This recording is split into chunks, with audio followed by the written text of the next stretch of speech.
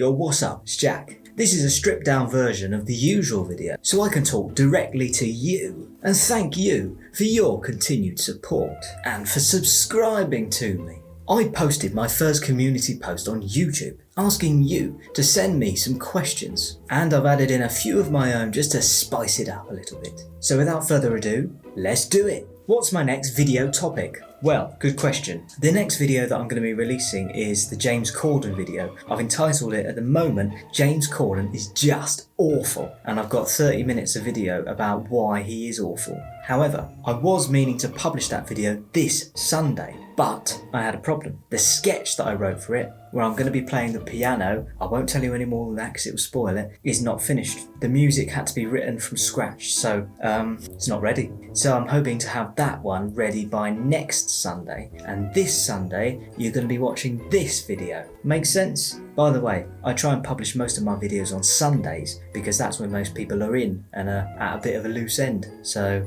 that's why I do that. Let me read you some of the video ideas I've got and I'm going to be releasing over the coming months. 1. Modern art sucks. Number 2. Fight Club explained. Number 2. Hustle culture, self-help industry, bullshit of the secret and fake gurus. Done one a bit like that before, but this is just an expansion on it. Number 4. Guard your mind against the fear. Number 5 is bullshit of the astrological community with all their pseudoscience. Number 6, I want to make a video about Bill Gates. I can't decide if I like him or not. Is he a good guy or is he evil? Let's look into it. The next one, how to overcome the shiny object syndrome. I want to do one about that. The next one, I want to do a video about the fat people epidemic. No offense. I want to do a video about how to start a YouTube channel. I want to do a video about how aliens are probably real. I've got 4 more simulation theory videos planned because people bloody love the simulation theory videos, so why not make more of them? I've got more planned. First one, even more proof that we live in the simulation. Number 2, how to win the game of life, simulation theory. Number 3,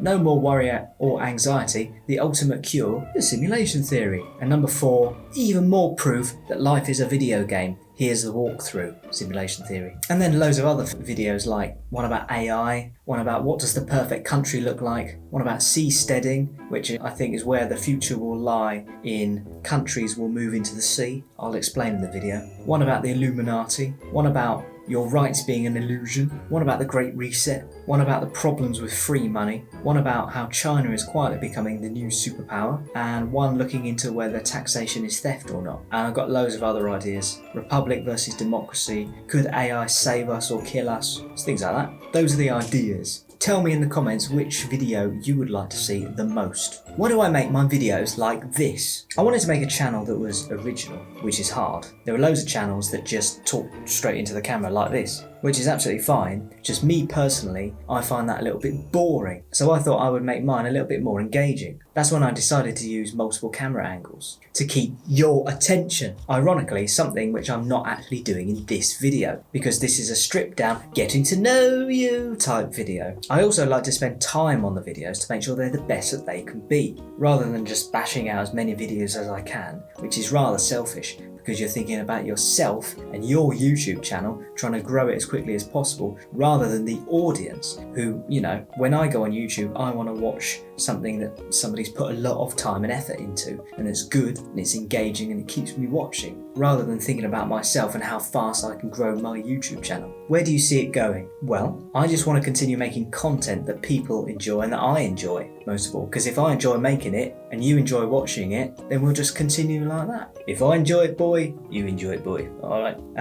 But my number one ambition in life is to have a sitcom on TV in the UK. So I'm hoping if I can somehow parlay the YouTube channel into the TV world. And it seems to be working a little bit because I've got to do a radio interview for the local news station who want to ask me about my comedy. So it's already working. At the very least, I would like to make an income from the YouTube channel and use that income to fund making sitcom pilots and sketches with other actors, which I can then send off to producers and TV networks. And if I can make a full-time income from the YouTube, well, that means I don't have to do shitty jobs anymore. Brilliant. However, every video on YouTube at the moment is getting bloody copyright claims on it, which means if I'm going to make any money, it won't be through YouTube's ad revenue, which is an absolute swizz. so I'm going to have to figure out another way to make money. Where do I live? Norwich, Norfolk, UK. I won't tell you exactly where, because I don't want some weirdos turning up at my front door going, "Oh, hello, fancy a chat?" No, I don't. Our first question comes from Nathan Potter, no relation to Harry, who says, "Since this is all a virtual reality simulation and what we perceive as real is electrical signals interpreted by our brains, do you believe that time is an illusion? Our past, present and future simply data stored on some cosmic DVD disc that is currently playing the movie of humanity?" Okay, very deep question, very good question. And the problem is, and I try and think about this when writing the videos, we're living in a time period where we use verbal language to communicate. The problem is that when I speak, you interpret the words differently to other people, because you interpret the words that I speak via a set of existing experiences. So English is actually very ineffective because it can be interpreted in numerous different ways. Compare that to, say, the language of designing a bridge and building a bridge. They use mathematics to build a bridge because it has to be pinpoint accurate and there can be no room for interpretation. So when trying to explain something, one sentence that I say will be interpreted differently by every single person who hears it based on what they already know, read and understand. However, with that in mind, let me try and answer the question. It's entirely possible that we are in a simulation, and it's only a matter of time before scientists start to run tests to prove it. Is time an illusion? Well, seeing as time as we know it was invented by humans, yes. Our past, present and future simply data stored on some cosmic DVD disc. I think it'd be a bit more high-tech than a DVD. And you know, even I don't use DVDs anymore. But, all joking aside, the movie of humanity is an interesting idea, isn't it? It plays into the idea of the ancestor simulation, which is to say that we, in the future, become highly intelligent beings. So to understand ourselves and our place, we would run simulations playing the part of every single person that ever existed, right from, say, Adam and Eve, right up to the present moment. Now, if you're an intelligent individual in the future, you would play as Adam and Eve at the same time, not knowing that you were both characters, whilst being given the illusion that you have free will, when actually you do not. It's all scripted, because it's playing the story of humanity and how it got to where it did. Now, once you've completed the ancestor simulation, you've got a huge understanding of who you are, where you came from, and a connectedness to your ancestors, unlike anything you could have got from, say, a book. You've literally walked in their shoes. So if this is a simulation, it could be a recreation of what happened in base reality. Here's a question from Phil Mode. How long does it take to make the god level videos like life is a video game from start to finish? I'm talking from pre to post production. I've done some content creation and video editing in the past and can tell that it must have taken 80 plus hours to do, and I'm probably underselling it. Well, Phil, it's very kind of you to say so. God level videos, stop it. You've given me a big head. Oh, my ego just exploded. Nah, carry on. In short, it probably takes me about 2 weeks from start to finish to make a video. Not this one, admittedly, but the God level videos take about 2 weeks. That's full time. Writing takes about a week, give or take, and it goes through about 7 different processes of writing. Off the top of my head, I think I do note taking, first of all, so I watch a load of videos about the subject, take a load of notes, then I form those notes into a cohesive essay, then I go through it and make sure it's factually accurate, then I go through and add in a load of B-roll and footage to back up what I'm saying, then I'll go through and add in loads of jokes and funny bit, then I'll go through and do the camera angles. That's basically the writing stage, and that takes about a week. Filming takes about a day, unless I mess up and I have to do retakes. Then the editing takes another week. That takes the longest, to be honest, because the videos are very editing intensive. But that's purposeful because I need to hold people's attention for as long as possible and not make it feel like they're watching a 20-minute video. Attention spans are really short, so I need to make it fast and snappy with lots of cuts and images, B-roll and jokes to keep the interest there and the attention span. I think it was Oscar Wilde who said, if you tell people the truth, make them laugh. And I think we do that. 80 plus hours is probably about right. Yeah, probably a little bit more over the 2 weeks, I'd say. This is a question from, I'm probably going to butcher your name, it's Wahid Hassan, and he asks, well Jack, my question is, do you believe in any religion-based God, like the God they have in their divine scriptures? I mean as in the Bible or in the Quran or sorts of that, or is it some whole different other kind of non-judgmental God? And do you believe in free will or determinism? By the way, I really like your videos, wish you all the best, may God bless you. Well, Wahid, thanks for the question. This is one of those questions that I'm a little bit hesitant to answer, but I always like to tell the truth, even if it might annoy some people. I don't believe in a God per se, or follow any religion, but I wasn't raised that way. And I think that's how it works, isn't it? If your parents are into it, you tend to be. I am agnostic, as in I'm open to the idea of there being an higher intelligence. The simulation theory is itself a kind of creationist theory, isn't it? But I certainly think God, which I would say is us, really, is a higher intelligence that is just us experiencing ourselves subjectively through us on this planet. In terms of free will, I don't think we have free will. I think we have the illusion of free will, but numerous scientific experiments are now proving that we probably don't have free will, which I know is kind of scary and it's not the answer that you want, but to me that's kind of liberating. What will be, will be. Que sera, sa bloody rah. And thank you for your kind words, Wahid. This question's from Casey Albright. There are some very interesting topics that can be explored. I personally like the God is a human eater theory. Well, it's terrifying, but it could be fun to explore. God is a human eater. Do you mean like reptilians? You know, that whole conspiracy theory thing where they would eat people. Okay, I certainly don't think that. No offence, but I don't think that at all. I don't buy into any of that fear.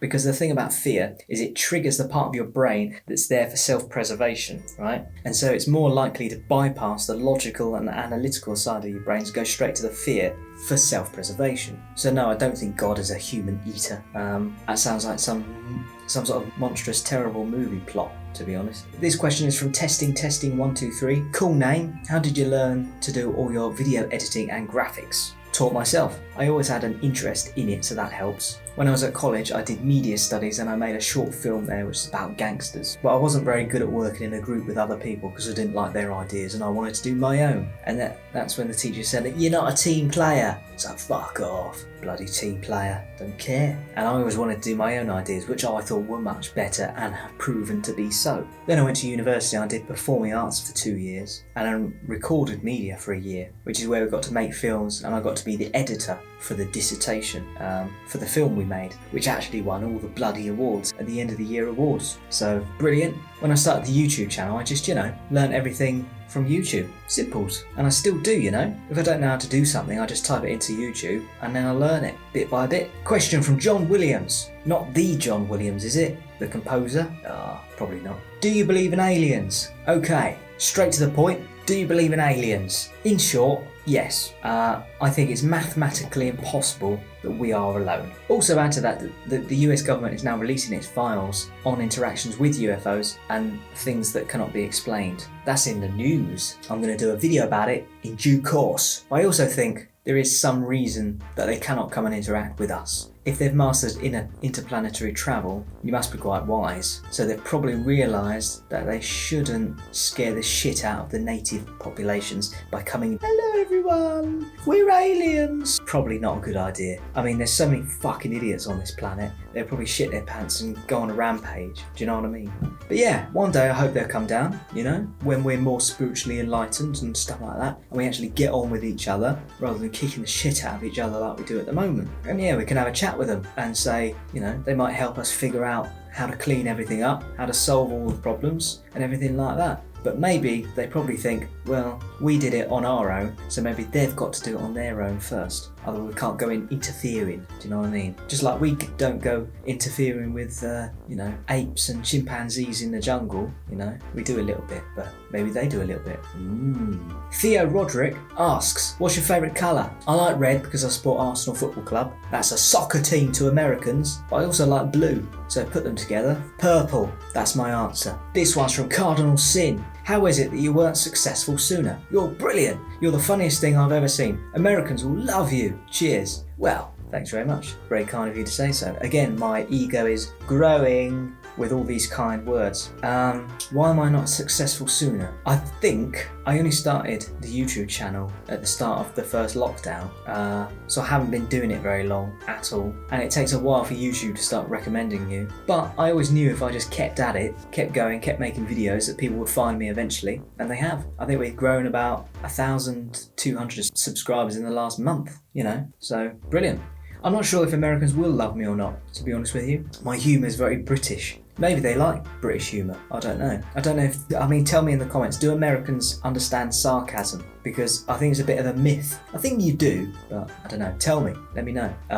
I'll be completely honest with you. I'm not a fan of American sitcoms. No offence, okay? I only watch British sitcoms. I love your dramas. Bloody brilliant dramas. Breaking Bad and all of that stuff. Brilliant. Sitcoms, not for me. Not for me. Not for me. I'll tell you something else about if I went to America. I won't be doing any late shows, that's for sure. Bloody James Corden. Fat git. This question is from Ryan Mercer. What are some of your favourite things to do aside from making awesome videos? Well, I'll be honest with you. This YouTube channel takes up almost most of my time. But I do go and play football once a week. And by football, I mean football. Americans call it soccer, but it's football, not silly boys rugby. There's other things I do. Maybe I'll talk about them when I get to 10,000 subscribers. However, a day in my life would probably consist of the following. Get up around 8 AM, have coffee, and wake up while reading news in bed. Bad habit, I know. If it's a Monday, Wednesday or Friday, I'll probably go and do a workout in my living room at home. If it's not, then I'll just get up and shower. Then I go to my desk with a fresh coffee and I journal for half an hour to 45 minutes, get out all of my morning thoughts onto paper. Then I'll go make some iced coffee